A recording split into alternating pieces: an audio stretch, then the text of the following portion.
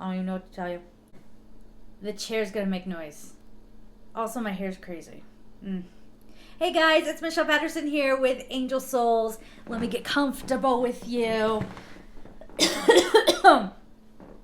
So apparently this is Vlogmas, and wow, we're getting off to a rough start here. I'm not even gonna lie to you. I was up until after 3 a.m. trying to edit this one video, and it's just so wild to me. You can check all the footage, you can test the sound, but when I put my things into my editing software, something happens. I don't know. Now the levels are all off. I ran out of time at 3 in the morning. I was getting to that place where if I didn't head off to bed, I was going to get wired, and then I was probably going to be up until 7 a.m. So I gave it up. I just loaded the video.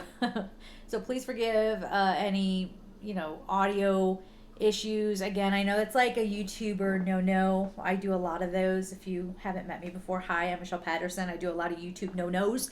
All right.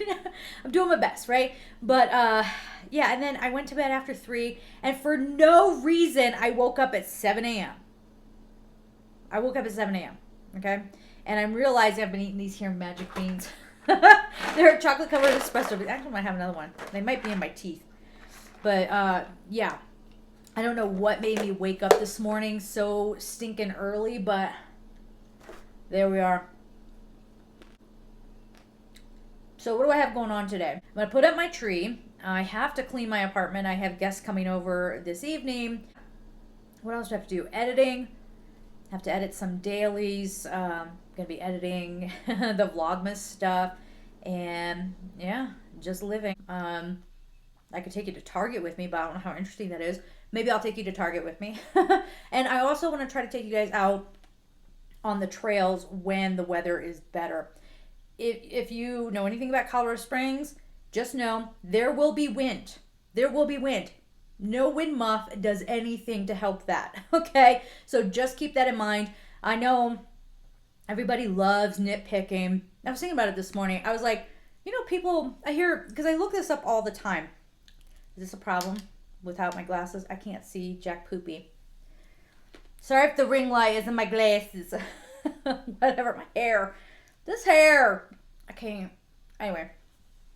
But I was thinking this morning, I look up other people who are like videographers and try to get tips on how to make my videos better. And it's still trial and error, totally. But I hear a lot of them say, oh, nobody wants to watch somebody just live their life. I think that's the very nature of a vlog. I think that's what it is. And nobody wants to watch a shaky camera. And I understand that. I mean, if you have a camera that's like really crazy and it's going all over the place, okay, yeah, that's going to make you sick. But I started thinking about it this morning. I'm like, you know what? If I was in real life walking alongside of somebody and they just glided through life as if they were on a gimbal, I would get out of there so fast. That's creepy. That's not natural, okay? That's not how things are done. So when I watch a vlog and I know somebody is outside and they're walking, I'm going to assume that the camera's going to be moving with them, right?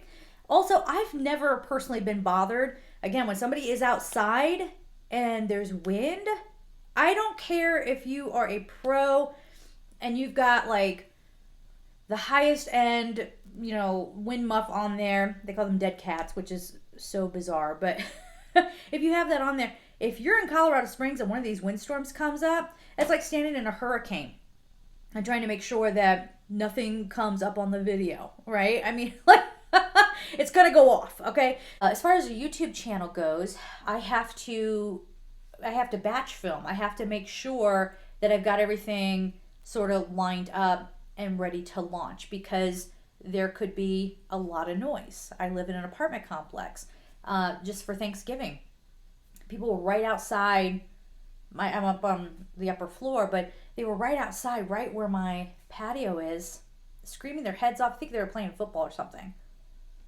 But yeah, they were like screaming and hollering, and it's just very disruptive. It's just a lot of chaos.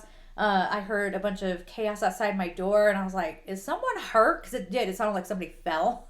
So I went and I checked it out, and here was just a neighbor like carrying something out of their apartment that was kind of big. I'm assuming they're making room for a Christmas tree or something like that. But yeah, just a lot of chaos. So I make sure that I film everything ahead of time. My crunchy chair.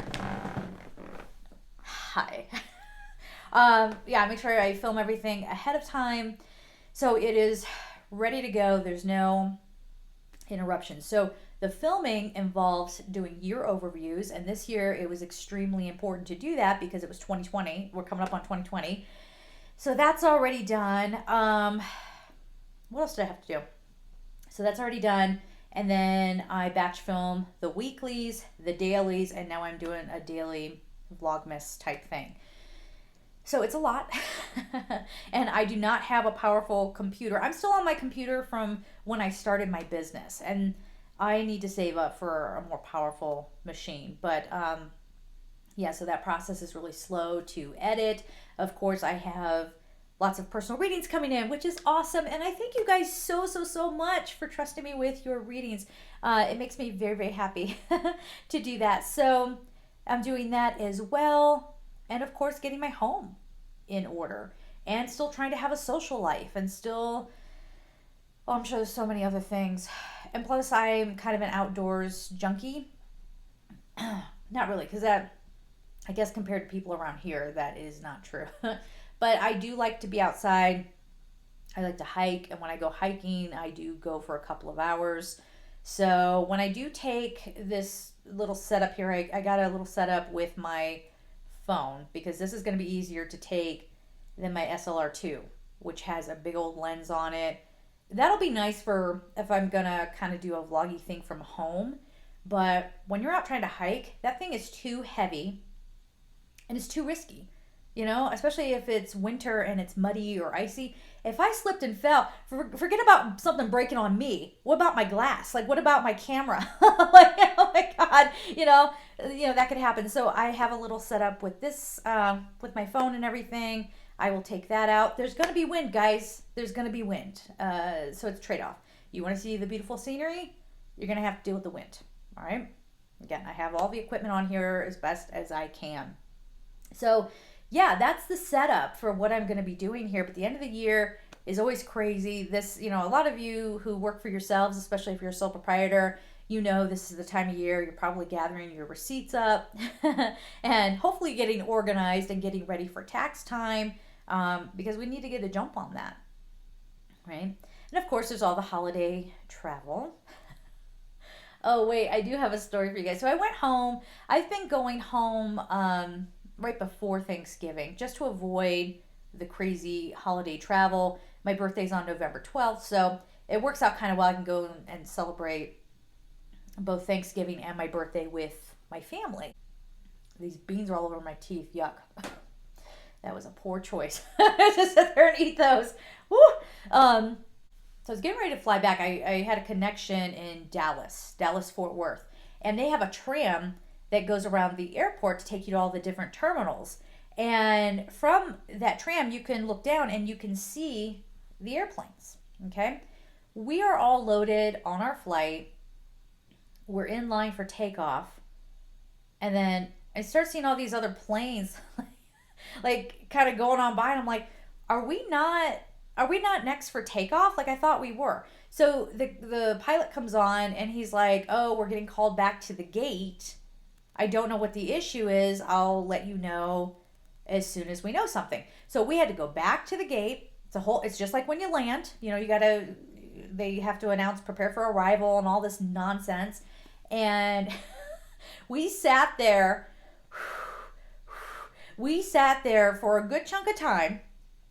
And my initial reaction was, someone is a criminal on this plane. Someone did something wrong. And now the police are going to come on, or the FBI, or someone's going to come on and take them off in handcuffs. That's really what I thought was going to happen.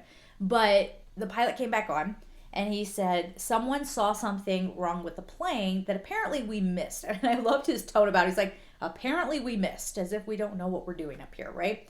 So they had inspectors coming. Okay, so I got to back up a little bit. When we were coming back to the gate, all these vehicles started to drive up and sort of meet the plane, which again there were no police cars or anything like that, but it kind of got me in the mindset of, okay, something is up, like something's about to go down. I don't know what this is.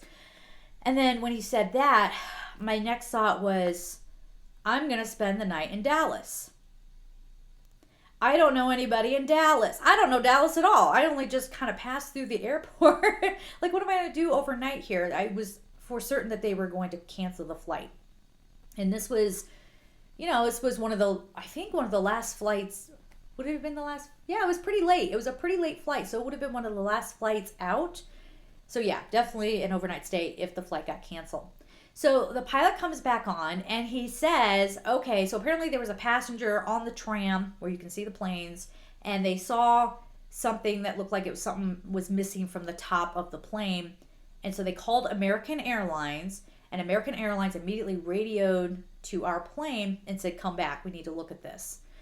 So God bless that person for trying to do the right thing. I'm sure from their perspective, something looked a little funky. And, when you see something, you should say something.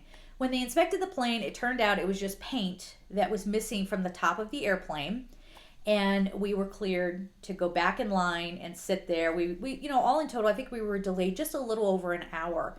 And I'm glad that we didn't get canceled. But it was one of those things I was like, oh, I remember the woman that was sitting in front of me when they said it's just missing paint, and the passenger was concerned. She goes, I want the name of that person. Who is this passenger? I want the name of this person that just delayed us an hour. But in all reality, what if that had been something? I'm glad they spoke up, right? So yeah, so that was my little travel fiasco. I like coming out of Colorado Springs, but because it's like such a calmer airport, and I could leave my car locked up in the garage and not have to have it in a parking lot, under God knows what kind of weather conditions and all kind of stuff. But there's always that layover. I always have to have a layover somewhere, and you always run into stuff like this. And, when you come out of a smaller airport, for example, if it gets canceled, you're done for the night. I mean, like, not that Dallas-Fort Worth is a small airport, but I'm talking coming out of Colorado Springs.